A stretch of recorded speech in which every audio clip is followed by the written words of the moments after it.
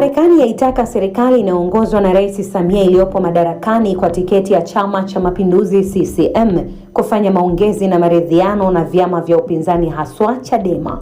Ninakuletea taarifa hii, naitwa Teresia Alfred na hii ni Mseto Media. Hakikisha umebonyeza maneno subscribe pamoja na alama ya kengele.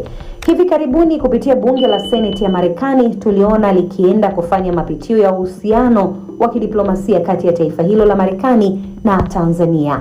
Na baada ya kufanya mapitio hayo, bunge hilo limetoa vifungu kadhaa vya masharti kwa Tanzania, ikiwemo masuala ya kidemokrasia. Moja ya takwa kubwa kwenye siasa ni kwamba bunge la Seneti la Marekani limetaka kuanza kwa mazungumzo ya maridhiano kati ya serikali inayoongozwa na Chama cha Mapinduzi na vyama vya upinzani, ikiwa ni sehemu ya mapitio hayo ya uhusiano wa kidiplomasia kati ya Marekani na Tanzania.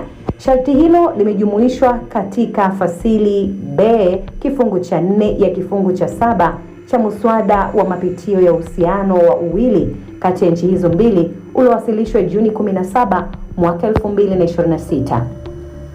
Kuanza kwa mazungumzo na viongozi wa vyama vya upinzani kujadili kuhusu maridhiano, hasa baada ya matukio ya vurugu wakati wa uchaguzi wa Oktoba 29 mwaka 2025, kimeeleza kifungu hicho. Hatua hii kwa upande mwingine inaonekana kuendana na zile kauli za Mheshimiwa Rais Samia Suluhu Hassan, ambaye awali akiapishwa kama rais na hata baadaye alieleza utayari wa kuanzisha mchakato wa maridhiano ya kitaifa na kutangaza mpango wa kuunda tume ya maridhiano kwa lengo la kuimarisha umoja na mshikamano.